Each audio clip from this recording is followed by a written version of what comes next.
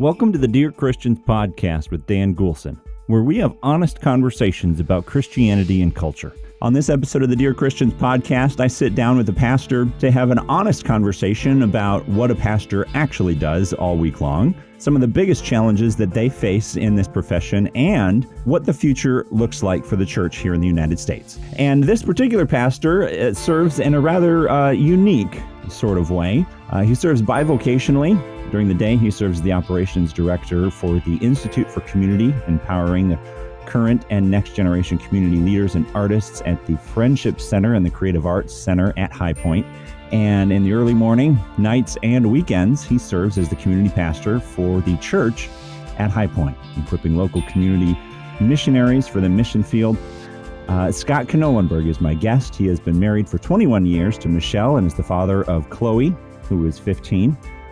Both of whom bring pure joy to him every time he thinks about them, and I am grateful to have him on the program today. Welcome, Scott. Absolutely, Dan. It's good to be here. Your background, you've been in ministry for a long time, but you didn't necessarily start in pastoral ministry, right? That is correct. I actually started work in the corporate marketplace in management. I worked for Caterpillar for 12 years before ministry. Absolutely loved it. It was a great group of leaders there. And I spent 12 years in the corporate marketplace before ministry. So what was it that drew you away from that and into pastoral ministry? Yeah, I would say it kind of goes back a little bit in time here, but there was one pivotal moment in my life that I knew God was leading me in another direction. Boy, this goes back probably about 15 years ago. Worked at Caterpillar. There was an opening in our corporate headquarters, and I was being interviewed for that position. And I specifically remember driving down Interstate 55, gearing up for this interview, totally pumped, excited for it. But in the background, all I kept feeling was about my church. And so I got down in the interview and we talked, and it was a time for a job offer. And I was made an offer, and I actually turned it down, which was like unbelievable because I spent probably 12 years at Caterpillar gearing up for this position. I just finished up grad school over in Ann Arbor at Michigan in the field that I was studying. And this position would have actually brought me back home in central Illinois. And to my surprise, I turned it down, and I basically told Mike, he was the interviewer. He says, I go, Mike, I can't explain it. This is everything I was working for, but I can't leave my community and the church that I was involved with. And I specifically remember, he said, there's churches down here. And I'm like, yeah, I know, I know. And he goes, do you realize you'd be the youngest person at this type of job, this type of level at Caterpillar? And I said, I understand that, but I'm sorry, I can't take it. I feel like God is leading me in another direction. On the way back up I-55, I called up my friend and at the time campus pastor to baptize me because that was... turning that job down was probably the first decision I ever made that wasn't about building my personal kingdom. And then about a year later, I did leave Caterpillar. My heart was no longer there. I love Caterpillar, great company, still is. But that's when I left the corporate marketplace and began church ministry. Gotcha. So as far as the role of a pastor, especially, thinking about your time as a vocational minister, which is not exactly the same position that you're in now, and we'll get to that. But Sure. In vocational ministry, like what was a typical week like for you? I've mentioned it in other episodes, like some people out there I feel have the really rose-colored glasses kind of view of the life of a pastor, like they're really only working Sundays, right? A few hours a week on a sermon or something like that, and then occasionally hanging out with people at their house. Like there's more to it than that, right? So what did your role look like in a typical week as a full-time vocational pastor? Well, I'd be honest with you. It was of course, it was a lot less pay and a lot more work, but it was a bit of an adjustment, and I think the adjustment was unique for me. I wound up, I think, I wound up working like no lie, like 60, 80 hours a week because the people in our church, the people I served, had like normal jobs during the day. Yeah. So I found myself doing most of the ministry during the evenings and the weekends. And so I would even say it was a little slow during the weekday, obviously doing things, administrative stuff, having meetings, but extremely busy in nights and weekends, caring for the people, doing church, getting ready for the next church service, things like that. So it was a bit of an adjustment for me, just the amount of hours it did actually require. What would you say was the best part about working in that type of position? I guess a couple of things come to my mind. One, which I'd never substitute ever again, is when I was at Caterpillar, I would go to work very early in the morning, and I'm an early morning person. I like to rise early. Very unique kind of person. In my mind, I don't understand how anybody does that. We are not compatible in that regard. We do not do that. Yeah, exactly. But it's okay. God bless you, man. But I'm an early morning person, and you know what? I started a rhythm there, a pattern of having my God time, my God study time from like 6 to 8 a.m. in the morning. And in a good way, I just got absolutely addicted to that.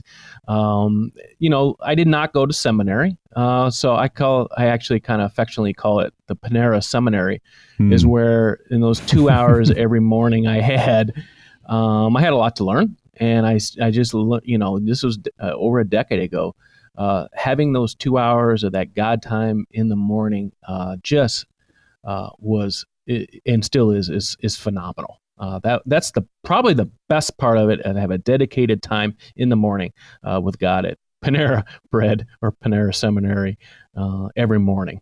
And also, I think this goes. We're talking about when I was full-time ministry. I thoroughly enjoyed my local staff here. I just thoroughly, when I was full-time ministry with those guys, that was the best part of it as well, besides my God time. Awesome. So trying to think of the best way to put this, the most challenging part about that particular role or challenges. Yeah. I guess there's probably a list. Yeah. And I feel, and here's why I asked this, and before you answer it, I feel like there's a lot of struggle that pastors go through. Mm-hmm. There's a lot of weight that sits on their shoulders as the leader of a congregation and the shepherd of a congregation that I don't think a lot of people who attend a church service really understand. Yeah. Especially as it relates to the day-to-day and how it all just kind of adds up and the effect that it has on the family. And like there's a ripple effect to taking on this role. Especially in that kind of context of full-time. And like you were saying, like 60 plus hours a week is kind of the expectation if you're going to do it, in that context. So yeah, absolutely. Being completely transparent, because that's what we do at this podcast. We're an open book and we have honest conversations. So what would you say, without throwing anybody or anything specific under the bus, what are some of the biggest challenges that you faced in that role when you were in full-time vocational ministry? Yeah, you hit it on the head. Absolutely. And I came from a background of having pretty high leadership responsibilities at Caterpillar. But for the most part, when you clocked out finally at the end of the day, you came home and you're in a different world. You're in your house and with your family, and you have some time to settle down. But in the church as a pastor, it never ends. Between the needs, pastoral care needs, the church service needs, the financial needs, there's a lot of weight on pastors. And And I would say second to that, probably in second place, if you will, at the time I was, if we want to have an honest conversation, at the time I was learning to adjust from probably, with my wife working at the time, $150,000 a year household income to $42,000 household income in the matter of a week. Yeah. So a whole lot more time and a whole lot less money. Yeah. That's a challenge. Yeah. That's a challenge. For sure. So is there anything that, I know you said you didn't go through seminary before you took on this position, but you've been in a pastoral position now for how many years? Like, what year was it you started? I became full-time in January 1st, 2005. Okay. So we're going on 15 years now. Yeah. That's a lot of years. That's a lot of experience. Like, looking back, is there anything in particular that you wished you would have known? Like, you wished someone would have told you, or something maybe you would have done differently when you started? I'll be honest with you. I don't think I would have done anything differently. It's been, for me, it's been an up and down adventure over these 15 years. But I do not regret leaving Caterpillar. Zero regrets. And I always felt like in these 15 years, always did exactly what God was leading me to do. So what I would encourage young pastors is, it is critical. You won't make it unless you have your daily God time to heal your heart, refuel your soul, and literally every day down on your knees saying, God, get me through the next day. I believe pastors, I think the average lifespan of a pastor, I think it's like 3 years is what I heard. Yeah, that sounds about right. Kids in youth ministry is even lower than that. Yeah, youth pastors, it's like a turnover rate of about 6 to 8 months. Exactly. 6 to 8 months, and like, all right, moving on. Yeah, and we all know it's not the students; it's the parents usually. So, absolutely. So, my best advice to young and old pastors is, you won't make it without having your daily God time to refuel and restore your heart every day. That's good. So, so shifting gears a little bit, because you've been doing this for a while now. Yeah. Understanding like church structure and leadership structure and what the role of a pastor's been. From your perspective, how has Christianity in the United States changed over the last couple decades, or has it changed? Oh, absolutely. It's changed tons. I remember Jim Collins wrote a book, Good to Great. And one of the chapters, he talked about not to fear the future, not to fear, I guess, brutal facts in the world, but to confront the brutal facts. He wrote a chapter on confronting the brutal facts. And as we look into America, let's face it, America is closing in on 250 years as a new nation. But I think we're seeing more radical change in the last few decades, specifically in the last 10 years, than we ever had. I believe America, and we all know this, America is in a spiritual decline. A few stats that I know I've shared with our congregation. I think Hugh Halter nailed it. He talked about just church attendance. Let's just start there. Church attendance.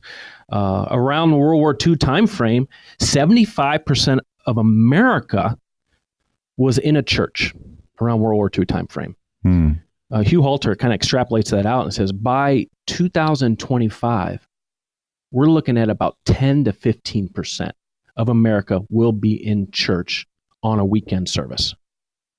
That is a drastic decline. Yeah. An exponential decline in America.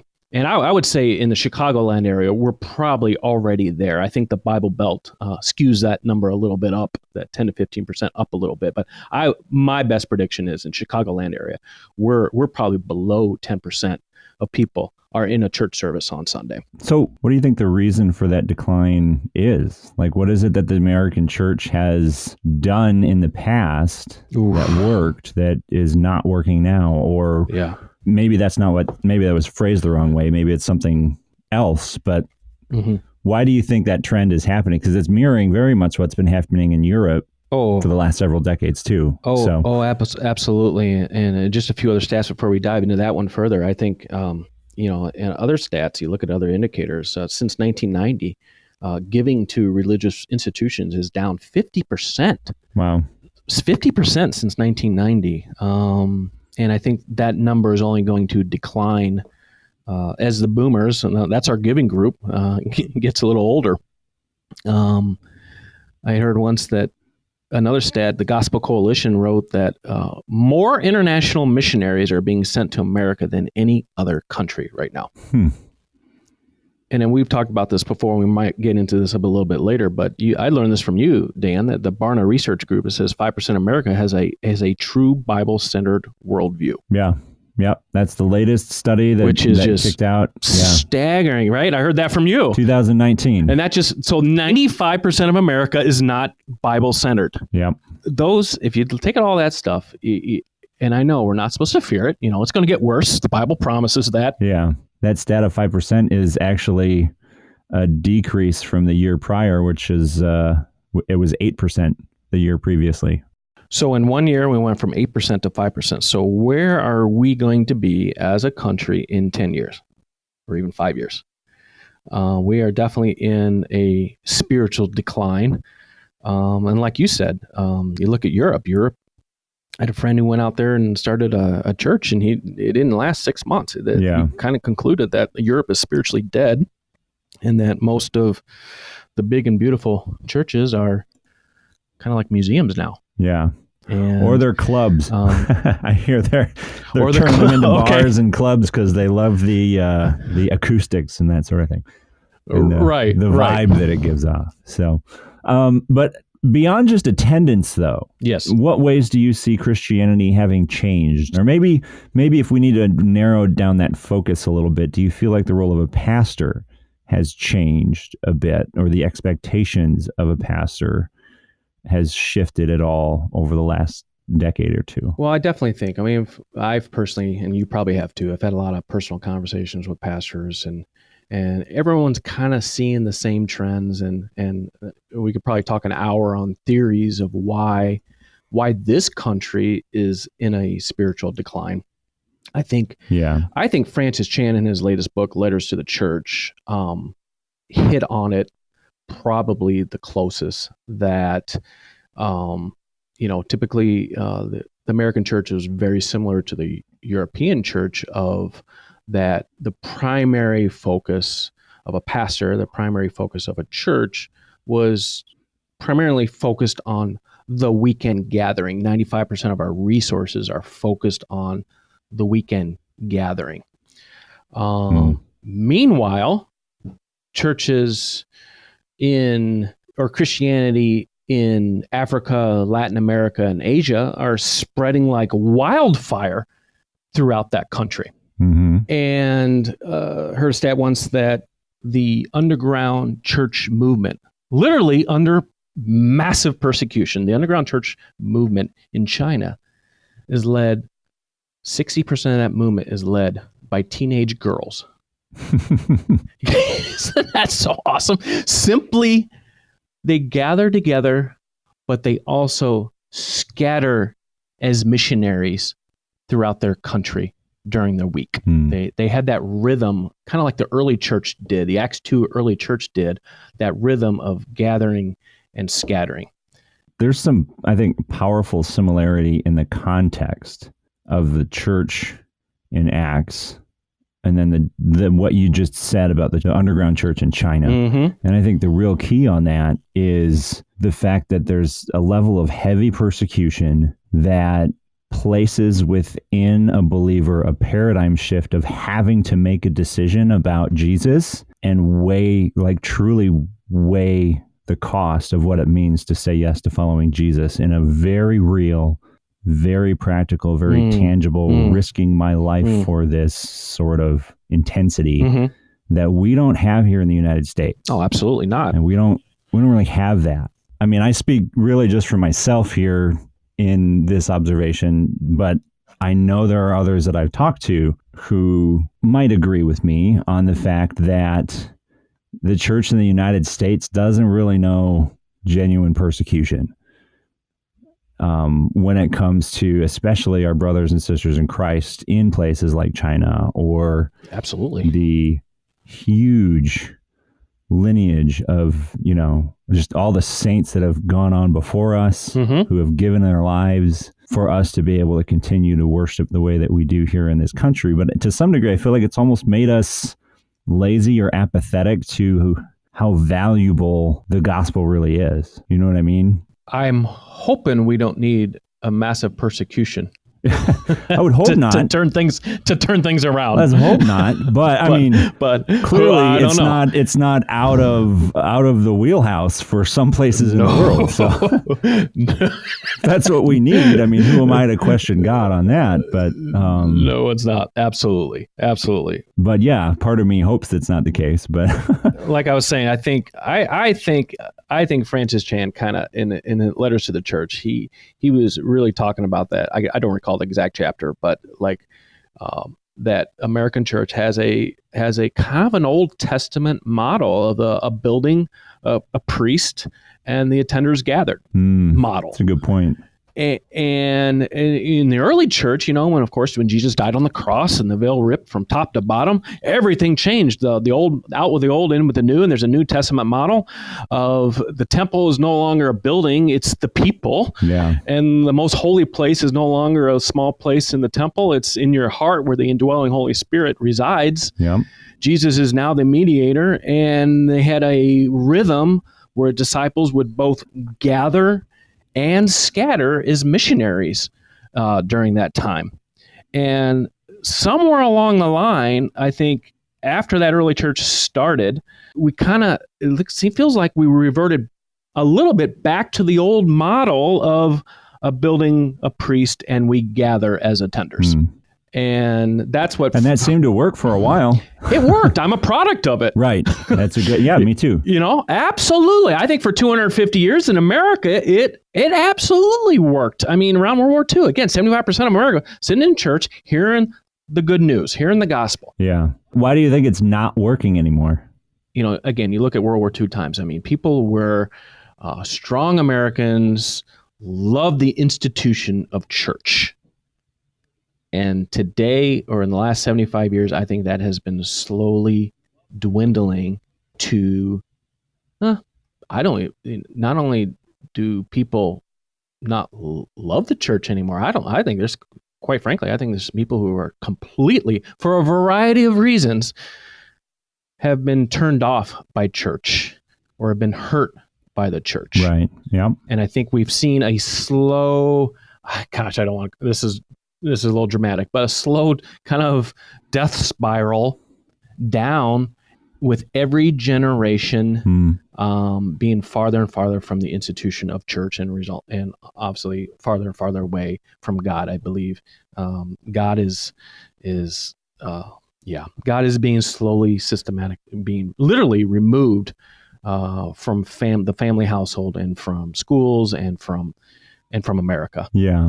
So we got our work cut out ahead of us. Yeah. I think I'd also say that in the trend that you're talking about, yes, there's also been maybe an over-influence of the culture that exists in the United States, where it's almost like the American way to do things is the Christian way to do things in some people's minds, Okay. Like we look at change, and this is the nature of, really anybody is resistant to change in a lot of ways. But once you start questioning a lot of things like Francis Chan essentially is doing, and he's got a lot of courage. If you read through his books or listen to him talk about the structure of the church and the history of the church in the United States, like he's raising questions that are literally going, should we be meeting in big buildings in massive quantities at all? Yeah. Like he's raising these questions that are really taking the traditional approach to Christianity that has been in structure as an institution and a program and a production now, and in many ways, for decades, and like turning it on its head and raising these kind of difficult questions about, hey, is there a different way to do church that is still biblical, but it looks radically different than the way that we've been doing it here in the United States for centuries, really? Right. I'm curious about your thoughts on that, because you mentioned Francis Chan. Like, well, do you think those are healthy questions to ask? Do you think that there's some wisdom in of course. I think he's raising a lot of great questions. Of course, I have opinion on that. And regarding the gathering, I think Francis Chan talked about it, and a whole slew of other people are kind of debating what's the best way to gather. Is it a mega church? Is it a neighborhood church? Is it a multi-site church? Is it a multicultural church? Is it a home church movement? We pastors have, especially in the last 10 years, kind of really debated that, almost obsessed about what type of church gathering is the most biblical or is the best. Yeah. And we look at ones that are successful, quote unquote. Yeah, right. And then we start modeling the success or wondering what they're doing, or we start criticizing them because they're too successful, or Yes. So I'll be honest with you. I feel like whatever your gathering is, and I know this kind of disagrees with Francis Chan's last chapter in his book about home church is the best way, but I feel like regarding the gathering, I feel like just stay your course on your style of gathering. With so much energy is focused on the type of worship or the type of gathering. I think we're talking about the wrong thing. Yeah. We need to double down our efforts and talk more about the scattering during the week. How do we Great Commission, go and make disciples and scatter as missionaries during the week? Like 60% of the Asian, China movement is done by females who are in their teenagers. They're scattering as missionaries during the week. So I kind of feel like that's just my opinion. I feel like just whatever your gathering is at church, stay your course on the gathering, but let's double our efforts on the actual scattering of being both a gather and scatter church that was modeled for us during the early church days. And we're seeing massive successes in places like Africa, Asia, and Latin America. That's where I feel like the conversation should be. Don't worry about the gathering. The gathering, we're good. We got the gathering down, but it's the scattering of missionaries. How do we make disciples? How do we leave those church pews or leave those church seats, and that everyone is a missionary with their own personal mission field during the week? I believe that's where the conversation should be. That's awesome. And I agree completely. And that's a good transition kind of into the type of position that you're in now at your church. And we can spend just a little bit of time on this. Okay. You use the term bivocational pastor, bivocational ministry to kind of describe where you are now. Do you want to explain maybe a little bit about exactly what that means or what that term is? Oh, sure. Because I feel like it is a trend that's kind of growing a little bit in circles here and there throughout the United States of people embracing this type of position in a church. As a pastor. I think that's one of the biggest changes of our job of that pastor has changed, especially in the last decade. Many pastors are becoming what I call bivocational, meaning one vocation as a pastor, and that can either be as a volunteer, part-time pay, outside fundraising, whatever, and a second vocation to supplement the income. And a lot of people call it kind of your Apostle Paul tent maker role. As I understand it, over 50% of pastors in America are now volunteer, where they're pastoring in the evenings and the weekends, and they're doing a regular job, a regular tent maker role during the week to pay their bills. And we're seeing that trend more and more, I think, I've seen it just here locally and talking to pastors across the nation here. Yeah. So what is it that made you decide to step into that type of pastoral role as opposed to continuing to pursue full-time vocational pastoral ministry? Yeah, I think for me it started when I have three co-pastors, Sarah, Chris, and Mary. When we launched the church at HighPoint, we made the decision that we were going to be bivocational pastors. And there's a lot of advantages to that. There's some challenges. We can talk through that. But so as far as like regular paid staff, on staff, like church, you guys don't have anybody on staff that is like regular paid salary positions, is what you're saying, right? Yeah, we don't have anyone that's paid through that Sunday morning offering.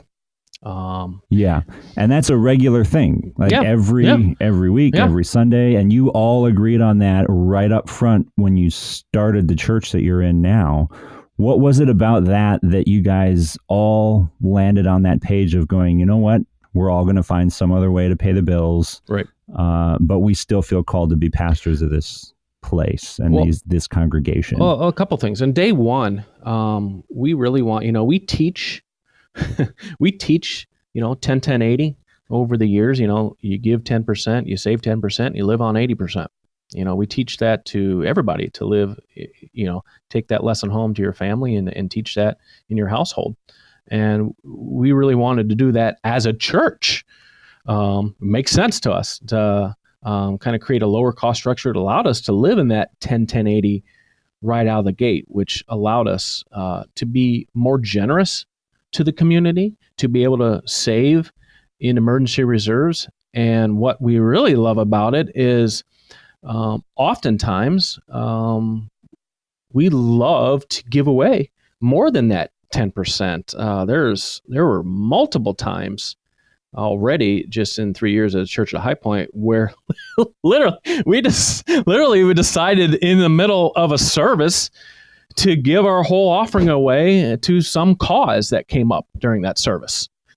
And we just want to be a very generous church. And by what I mean by generous church is not how much money we can bring in, but how much money we can give away to the community, to those widows and orphans, to those people who are going through a tough time. So our drive was really to be an outward generous church. And from a financial wisdom standpoint, it also allowed us to fill up our emergency reserves. We see the trends in America. It allowed us to fill up our emergency reserves like pretty quick in 3 years. We literally could, if not a dollar comes in over the next 6 months, we can sustain that. We have a half a year of reserves already.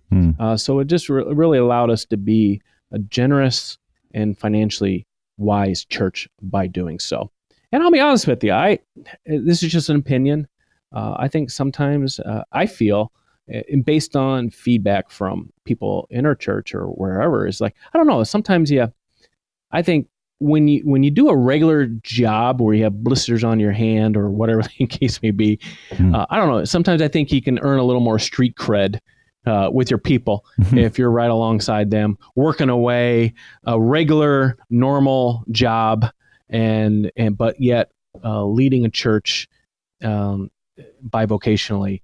And I find that people tend to step up a little bit more and help out too. Yeah. Because we're all in the same boat. Yeah. And here's the thing that impressed me the most. It removes a lot of the excuses that you often hear people say, or at least think to themselves in their head, that, well, of course the pastor can do that because he gets paid to do that. Yeah. When you're challenging people to be more missional with their lives. Yeah. And to be honest with you, we certainly didn't invent that too. I mean, there were other churches I've heard, they were bivocational, but literally all the pastors raised their own third-party outside fundraising so that they never have to use the Sunday morning offering for payroll. That they were all, and that allowed them to be very generous. Bivocational can be a variety of different things, whether it's volunteer, outside fundraising, or even part-time pay. But it's being able to focus on meeting the needs in the community a little bit more by freeing up some of that payroll. Yeah. So what do you say to those who, again, people are resistant to change a lot of the time, and they go, "Yeah, I don't know about that." Like how is that biblical? Is kind of the question that might be rolling through their mind. Or I don't know, is that the right way to do it? Is that the way you're supposed to do it? So what would you say to those who are maybe a little skeptical about, I don't know, the theology that's at work, Yeah, sure. or anything like Sure. that behind why you and the rest Yeah. of the staff at HighPoint have chosen to embrace that? Yeah, I mean, we don't take any payroll from the Sunday morning offering, but I think there were examples of that modeled in the New Testament. Just a couple examples. Jesus was a carpenter. That's a good point. Apostle Paul. You can probably stop right there if you wanted to, but you can keep going. Yeah. The standard one is Apostle Paul was a tent maker. Yeah. They chose to be bivocational. I think they did it. I think they did it simply to earn a little more street cred with the people they were trying to minister to. That's my take on it. I don't think there's anything unbiblical about a pastor getting paid, by the way. There's nothing unbiblical about that. I just think we have, based on what the Bible examples used, I think we have options. Yeah. And our church, we took the bivocational route. So as you look at the future of the church, we just got done talking a little bit about how the future isn't looking too great if the trend continues, right? Right. We're talking about attendance is down, or how giving, you said, is like 50%, down 50% since 90s, since right? 1990, and I think that is going. That one I don't believe that'll turn around. Yeah. So that makes me think, as far as like the mission doesn't change though. No. No. And the work that needs to be done still has to be done. Absolutely. And people who are called to ministry, like, the call isn't going away. So that raises the question of, well, then maybe we need to rethink how we're approaching church, doing church, funding church, raising money and support and all of that in order to accomplish the mission. Yes. Well, absolutely. And that's why I love the questions that you're raising, is because I feel like it brings to the surface the reality of what the church is facing today.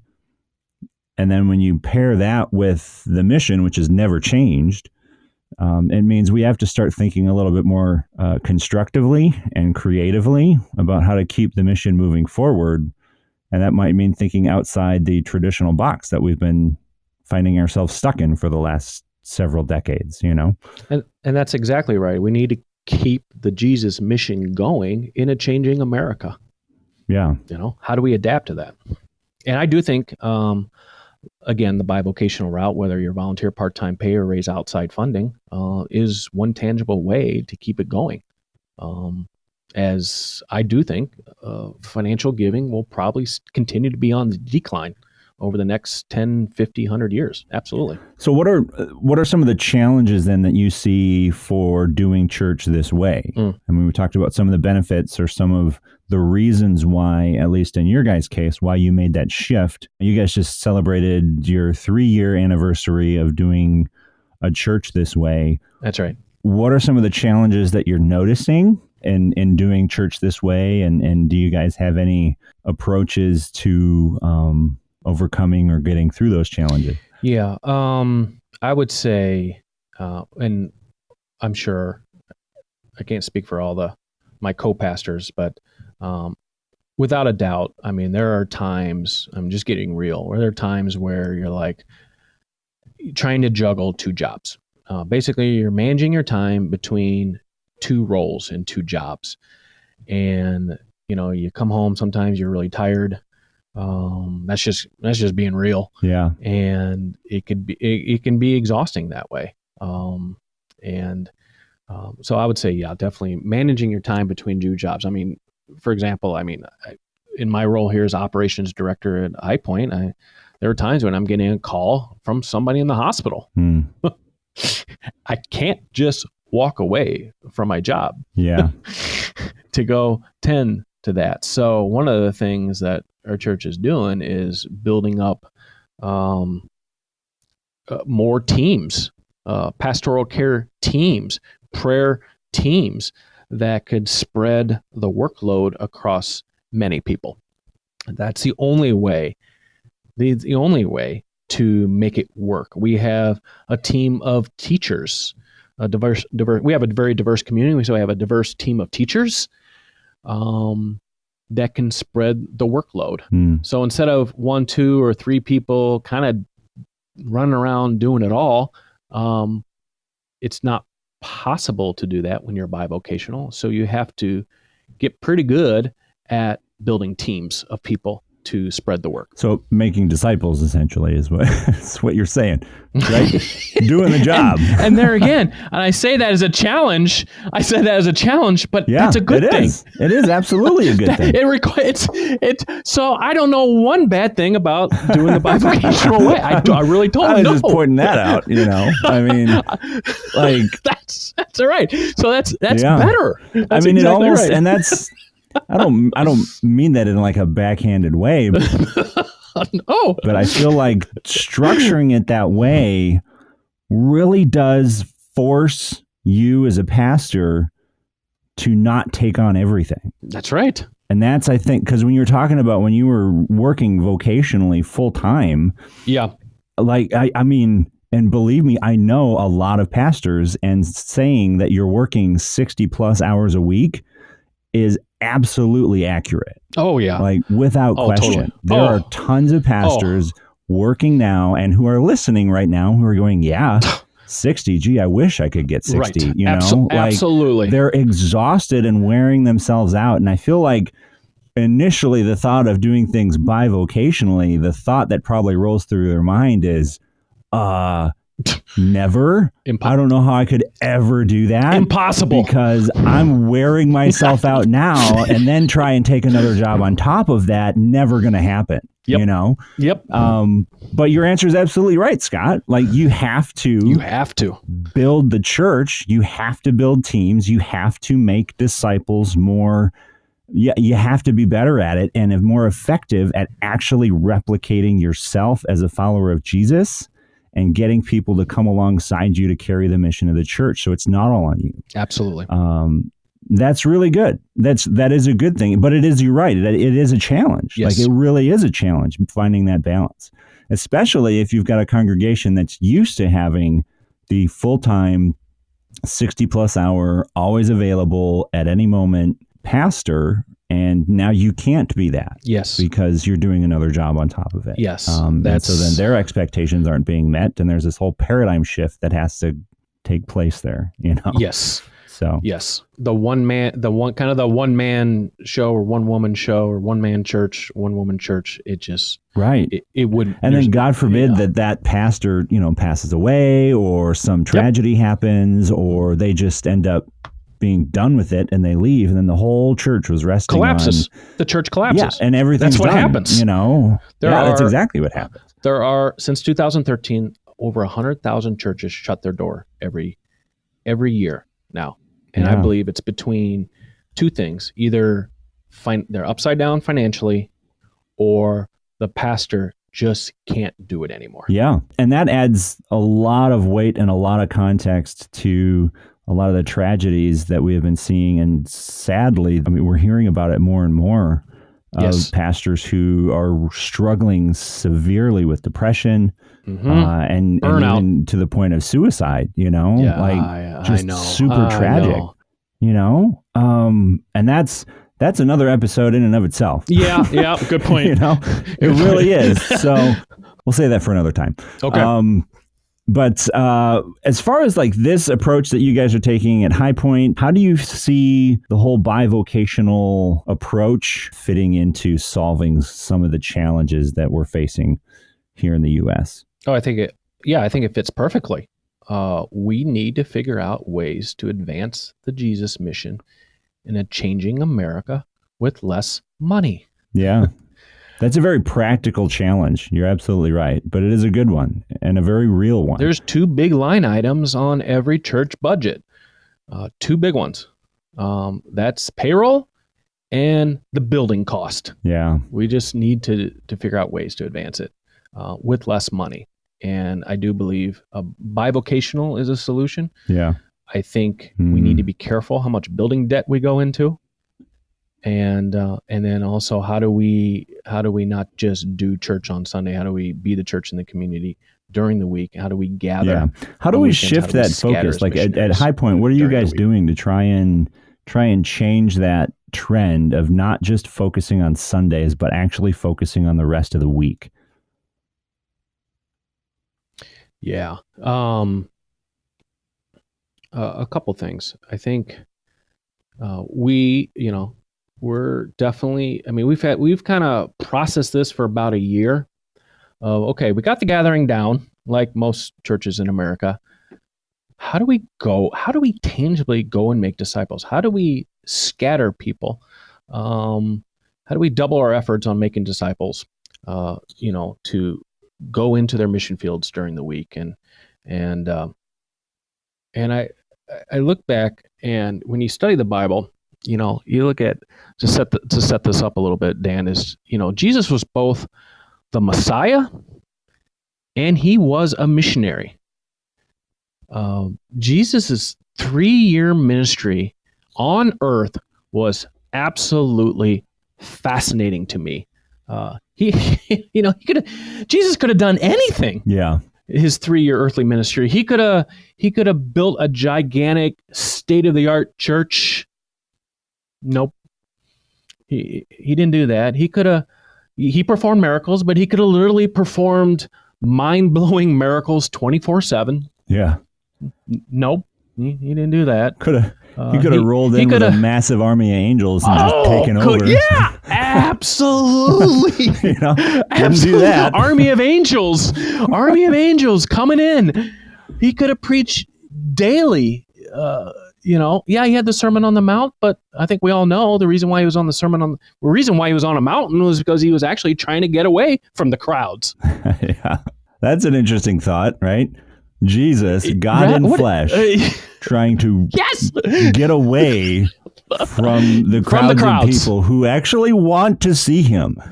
Yes, he was. He was getting away, and why did he do that? Because his primary ministry during his 3-year term, I guess, if you will, was just loving on and investing in his 12 disciples. Jesus was playing long ball. And he could have done literally anything, but he chose and he modeled it for us. You know what? Just recklessly love 12 other people. Pick 12 and love on them. And I've been a pastor for, what we said earlier, 15 years. And last March, kind of up in Michigan, and I have a great friends who always let me use their little cabin up in Michigan. God really convicted me of that. I've been doing this for 15 years, and I'm reading through the Gospels again, and how Jesus was this missionary. How he was teaching us to be a missionary in a dark and divided world. God really convicted me. Like, who's my 12? Who's my 12? Yeah. And so that's when our church, over the last year, we prayed through it a lot, and our church to tangibly, move and make this shift, or I don't even know if I like the word make a shift, but literally returning where Jesus left off, is we started a Great Commission, campaign, not a financial campaign, not a building campaign, but a Great Commission campaign of who's your 12. We prayed alongside my co-pastors, Chris, Mary, and Sarah. We really prayed through that, and that's what we launched. And we're excited about that. We're still in the early stages, but we're excited about it. I just feel like it's simple. And the word we're hearing the most is that's actually tangible. Yeah. And we're already seeing a little bit of fruit already just after 1 month of launching of who's your 12.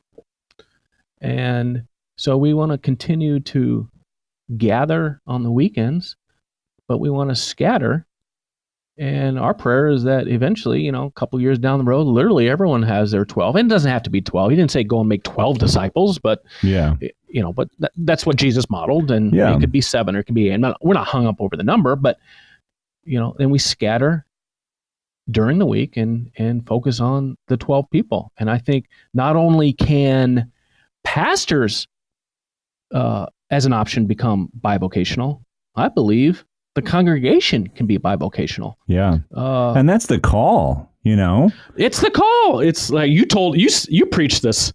Go and make disciples. And that's the Great Commission. You said, I'm stealing your words. It's not a great suggestion. It's a great commission. It's true. I think of Shannon, who's just heading up to North Dakota for a new job. And she already has she's a full-time corporate manager for Buckle, the retail center called Buckle. And she already has 2 or 3 in her 12. I think of Devin, who's she works as a nurse, but she also is building up and praying through who's her 12.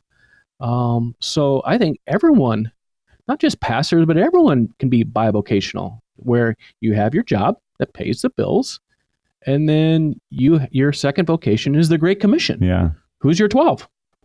So I think this bivocational can actually extend beyond just pastors. I think it's across the board to every believer. Yeah, that's good. So we talked a little bit about this stat, and we'll land here and then go into our final question. Okay. But the stat of 5% of Americans have a biblically centered worldview. And that's startling, and that's very alarming. And it is a downward trend from what it sounds like. What needs to change in the American church for this trend to be reversed in the United States? Not only the 5% trend, but all the other trends that we touched upon. I do think, and looking at this trend and all these trends we talked about, I believe it's my opinion, my suggestion that churches, it is time now. Churches need to make this shift, or better yet, kind of return to the early church tactics of a gather and scatter church in a dark and divided world, where we gather on weekends and scatter as missionaries during the week. We can't just continue to do the things we've always done, expect different results. I don't know if it can turn America around, but that's what was modeled in the Bible, and that's what we should be doing, where we gather and we scatter as a church. Good. That's good. What do you think pastors probably need from their congregation in order to make that shift? A couple things, but I'm going to touch upon something you said earlier. I've had so many conversations with pastors who are burning out, who are tired. And the first thing is just prayer and encouragement for your pastor. As we said, on average, pastors make it 3 years. And by far and away, prayer and encouragement, recognizing that it's not an easy job. In fact, I had a good friend told me here at a stat once that pastoring was considered the second hardest job in America, next to hospital directors. So it's the number 2 hardest job in America. So first, I just want to encourage everyone to encourage and pray for your pastors, and especially their wives or husbands, because it's not an easy job. Yeah. It's not an easy job. And encouragement may look differently depending on your pastor. Maybe knitting a sweater might be really touching to some pastors, and others maybe not so much. So maybe not so much. Know your pastor and make sure that your encouragement is speaking to them. You know what I mean? No, the love language, I guess. I say that almost like I might know some of that from personal experience, but it sounds like it. Sounds like your pastor. Maybe reach out to the family, ask them, hey, I really want to show appreciation for everything that they're doing. What is maybe one of the best ways that I could express that to them in a way that's going to really be meaningful for them? Not for you, for them, because they're showing appreciation for them, right? So absolutely. And then as far as I guess the second piece of this answer is to help pastors kind of make this shift from just primarily gathering to a gather and scatter church. Yeah. And I'm trying to figure out a way to not sound cynical on this one, but I'll do my best here. Pastors receive no shortage of feedback Yeah. about the church service. Who's teaching? It was too loud. It was too quiet. I don't like that song. I don't like the cookies. I like communion wine versus communion juice. And unfortunately, we're pastors, so we respond to that. Yeah, right. I want to encourage everyone. The gathering is fine. The gathering is fine. Yeah. We obsess about the gathering. To make that shift, let's spend more time on how all of us can become missionaries and how to encourage pastors to make that shift, because pastors probably, when pastors hear this, I think for the most part, yeah, they're gonna okay, I can agree with that. Yeah, we do need to make more disciples and scatter into and raise up missionaries, because America needs missionaries to keep the mission going based on our current trends. Yeah. But it's hard for them to make that shift and free up resources when we're constantly talking and tweaking the church service. Yeah. So I would encourage people to spend a little less time on that and more time encouraging pastors and the elder groups to say, hey, how can we become, what kind of discipleship processes do we need? How can we raise up and make more missionaries to go out and get the lost world? Yeah. Because there's a whole lot more Scotts and Dans out there at one time didn't know who Jesus was, and they need to hear the gospel too. That's good. That's really good. I would agree and echo with every word of that. The amount of pointless time that has been wasted. Oh my gosh. On the most frivolous, stupid things that are not about anything really biblical. It's just preferences. You know what I mean? No. Like just stupid stuff that, yes. I mean, to be honest, I feel like the enemy just revels in the fact that the church gets distracted with all this bullcrap. You know? That's real, I'm man. telling you. Preach it. That's real. I think that is the work from the dark side. Absolutely. If I were Satan, I would try to get Christians just to fight amongst ourselves. Meanwhile, the community of the lost is getting bigger. Yeah. Oh. There are churches, there are whole congregations that have split over the dumbest crap. Over the pews, the organ. Right. My gosh, that is Satan's ultimate work. Distract the believers over stupid stuff. Yeah. Meanwhile, the community of the spiritually lost is getting exponentially bigger. Yeah. And they're sitting back and watching all of this stupid nitpicky crap that we're getting hung up on and going, really? That's the church that Jesus died for? Yes. That's kind of dumb. Amen. I don't know that I want anything to do with that, you know? So you're absolutely right. I think you're seriously onto something there, Scott. Like I don't know. The idea of, hey, this is just where we're getting together once a week. The real mission is beyond this hour and a half, 2 hours, whatever it is that we're getting together. Yes. Don't get hung up on that. Don't get hung up on whether or not the details of that are so exactly the way that it's supposed to be for you. Yes, absolutely. Just make sure that it's grounded biblically. I mean, that's the real key, is making sure that it's grounded biblically and missionally focused, you know? And if it is, then make sure that there's a right place there for you to plug into, and you can trust and follow the leadership. And if that's good, then go with it, you know? Go where the Lord's leading you. So. Well, so often in the American church, Sunday is the thing. Yeah. Imagine when we turn this and make this shift, that Sunday is simply a return of all the missionaries from their mission field. Right. For a little bit of apostles' teaching, prayer, Lord's Supper, and fellowship. Yeah. And that's not belittling the necessity of getting together on Sunday. It's not in any way trying to diminish its value. It's just recognizing its proper place in the bigger picture and the larger mission we're supposed to be on. Absolutely. And to be honest, I feel like it helps fight against, and we've talked about it on this podcast before, the very consumer-focused approach that much of this culture is immersed in. It is. That seeps into the way people approach church and faith and religion and all of that stuff. Like it kicks the trend of all of that to being, hey, none of this is really about you. Yes.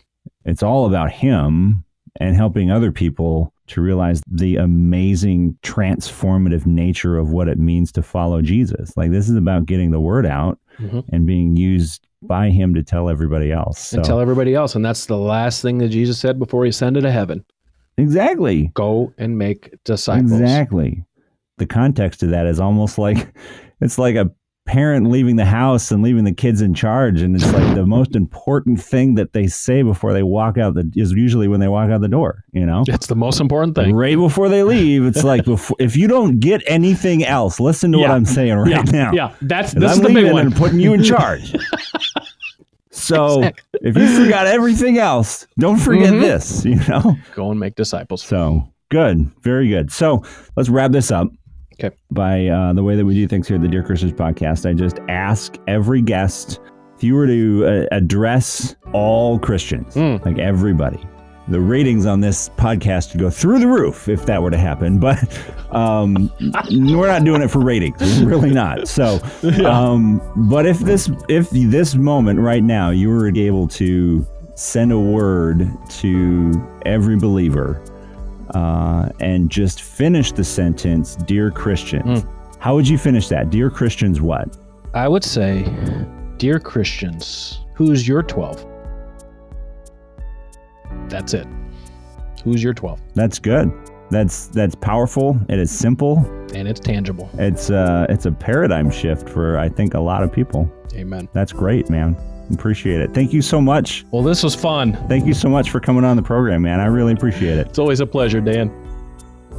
And thank you for listening to the Dear Christians podcast. If you want to learn more about our guest, or if you'd like to partake in the conversation around this and other episodes, check us out on Facebook. It's just Dear Christians Podcast. We're also on Instagram, and you are welcome to join in on the conversation. Please share this episode if you found it interesting with someone that you think would be valuable to have this conversation with yourself. And continue to pray for us here at the Dear Christians Podcast as we continue to engage in challenging conversations to take an honest look at Christianity and culture.